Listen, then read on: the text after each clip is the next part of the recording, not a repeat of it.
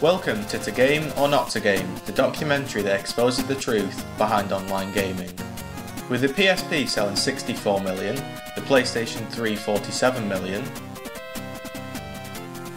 the Nintendo Wii with 84 million, the Nintendo DS with 144 million, the Xbox 360 50 million, and iOS and Android 220 million units, it gives you an idea of just how many people are playing games each and every day all over the world. That's 609 million units. Now that enormous number equates to just over 10 times the population of the UK. So it comes as no surprise to find that for every example of positive online gaming, there is also a negative one. Taking the lead. Who the you think you are? Shut the up! Shut the I'll find out where you live and kill you!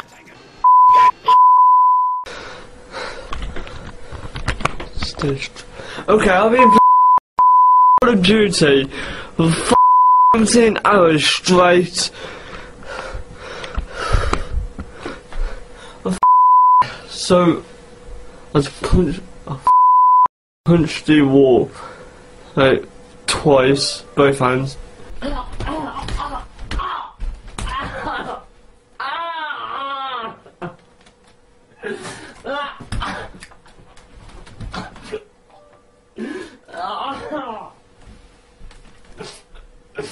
I don't give a shit, man. There's blood on the wall now. So... After seeing the disturbing footage of crazed children, we headed to Blackpool Sixth Form to carry out an experiment to help us better understand the effects of gaming. By showing them the top-rated violent games, we would see firsthand if violence can affect the average person.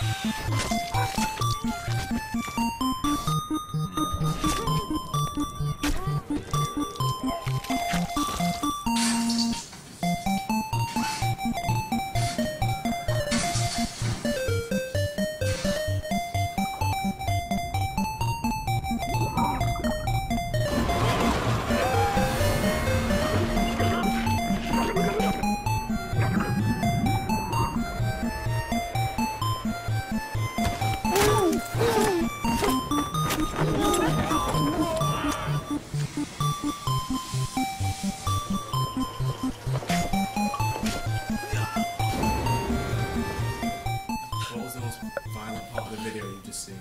The bit where the guy slashed the guy's slashed the guy's face with the knife, like back and forth constantly. Where he swam up to the boat and cut the guy's throat and he went down under the water and then carried on going around slicing people's throats. Probably when that guy got his face slashed. On Call of Duty Black Ops, where you slit the Asian man's throat and drag him underwater. So as a parent, would you let your children, after seeing that, play these violent games?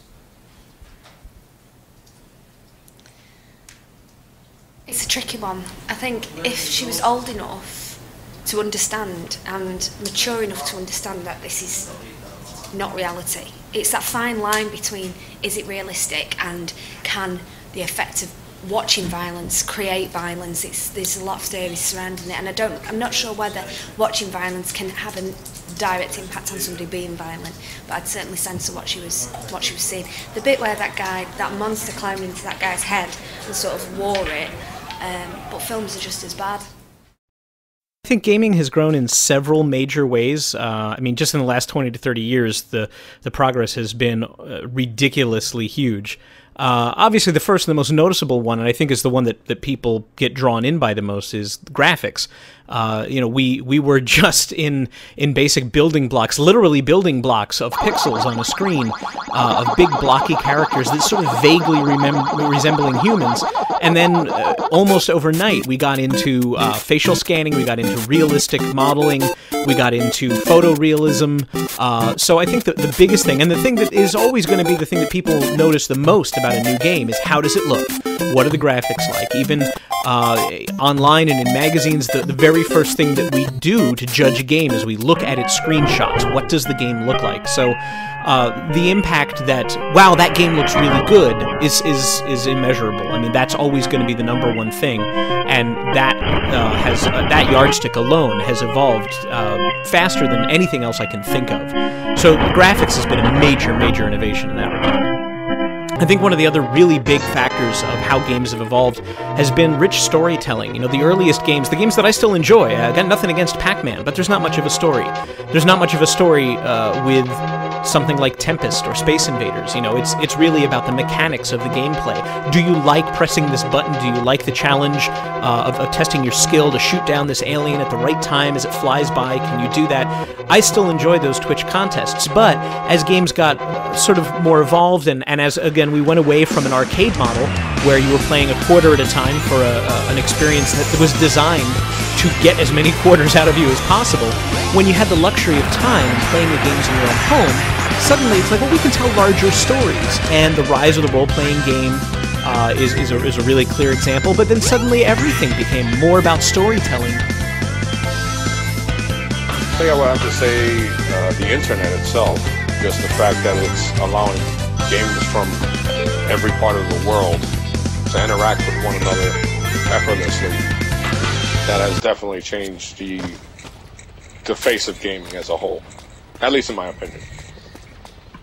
People, and I'm not a psychiatrist, I am a parent though, and my son loves Halo. He enjoys Little Big Planet, games like that, and he will sit down for an hour or 2 hours straight, play it, but he doesn't have the addictive personality to make it his entire day. To me, the individual who is addicted to anything has that instilled in their DNA. Gaming has become a global hobby. With the introduction of Major League Gaming, many pro players have earned multi-million-pound contracts through competitions and sponsorships. Pro players are supposedly spending their entire life chained to a console.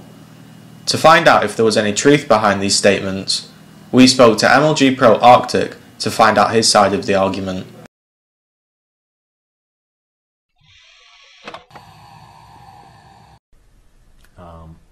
I've always wanted to challenge myself to bigger, better things, and I've always wanted to be the best. So, most people know me for my friends, family, gaming people. I mean, you guys all know me for different reasons, but track, football, gaming, which has been kind of the topic of this discussion, has been a part of my life since about 3. So, by most standards in my life, when I tell people that I game, it's very hard for them to understand because of all the other things that I've been involved with. I've had people tell me that it's a waste of my time, it's a waste of my potential. One person told me that gaming is breeding a generation of lazy, uneducated, irresponsible individuals. I've lost friends over gaming. Just a very, very bad experience. So leading up to where I am now about gaming. However, gaming isn't as bad as it seems. Arctic has now gone on to create a blog, a website, become a partnered YouTube channel, and review many up-and-coming products. The way that it's really positively affected my life is that it's kind of made me more motivated to show the other side of gaming, show that positive things do happen. You can make it, you can do it, you can show other people that you can have a life outside of gaming. So it's really been influential in that regard, and I've been able to build my own blog, become a YouTube partner, just kind of build my brand around gaming. So really it's about motivation. Gaming has a lot of negative opinions about it. I mean, it's a lot of stereotypes. You know, my goal is to change a lot of stereotypes and change people's opinions about gaming. So I just want to leave people with a thought that gaming isn't as what you think it is. There's a lot more to it, and a lot more will come in the next few years. In a country where 90% of homes are connected to high-speed broadband, where online gaming is a professional sport, and where people die after playing video games for 50 hours straight, it's an underestimate to say that South Korea is addicted to gaming and the net. Believe it or not, these young people actually want to be here. During their winter break, around 100 South Korean students signed up for a military-style boot camp. Wearing military uniforms and braving winter temperatures, the punishing regime is designed to toughen them up. Boot camp trainer Park Tae-jin said the camp prepares the students for the real world. It's a tough world out there. These students came here in their adolescence to grow a never-give-up spirit through this tough camp.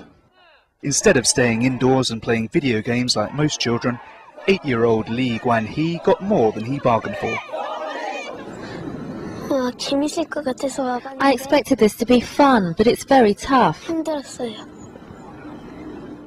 About 66 kilometers southeast of the South Korean capital, Seoul, the boot camp has been running since 1999.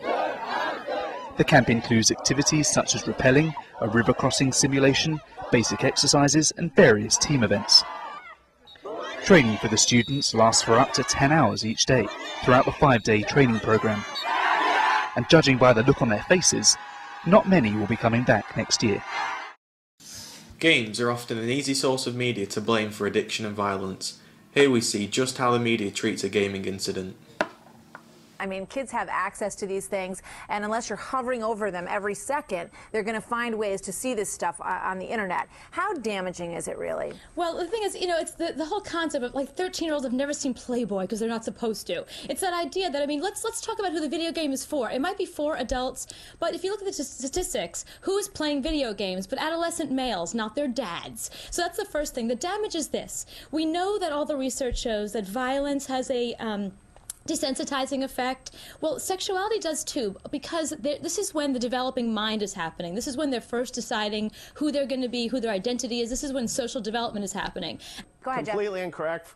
Yeah, it's completely incorrect. First of all, you can actually play as a man or a woman in the game. Cooper, have you ever played Mass Effect? No. Right. Well, I think the fact is you talked about, another thing that you mentioned is that how it's, has full graphic nudity. That's completely incorrect. There's no full nudity in this game. There's the side of an alien boob which can be seen. It's a small sexual situation in this game, which is about 2 minutes out of a 30-plus hour experience. As we've just seen, the media often attack games. To find out if games can really affect a person, we spoke to an avid gamer to let him give his views on the gaming industry. 99% of the people that play online games will never have a problem. They'll just happily play, they'll turn it on, and they'll play away and then they'll turn it off, and that's the end of it really for me. Yeah, it can be expensive, like you've got to buy a HD TV, like for me I had to buy a new PC to edit, capturing software. You could end up spending thousands, I probably have done really in total, but it's something I enjoy, and people don't get slammed for reading books so much, they don't become a book addict. I don't see why gamers have this light pinned on them as if they're addicted and they're some sort of strange people. So me, I've never been addicted to games. I enjoy gaming. Yeah, it's kind of costly paying monthly, but people you can go and spend that on alcohol and smoking, like £15 for £15 for 3 months it costs me. People will spend that on cigarettes in a day, I'm sure. And so I just think gaming for me isn't negative. People may have had negative experiences, but I don't believe gaming addiction is bad or real. There's other positives to it as well. I've socialised with people from all over the world. I have Spanish, American, German friends. That wouldn't be possible without the use of internet, without the use of these online games. And you know, I have met people that I've played in real life, a couple from Manchester and Birmingham, and Bradford actually. And so, you know, these cases where you think, oh, you're talking to a stranger, he's weird, he's having a relationship with an online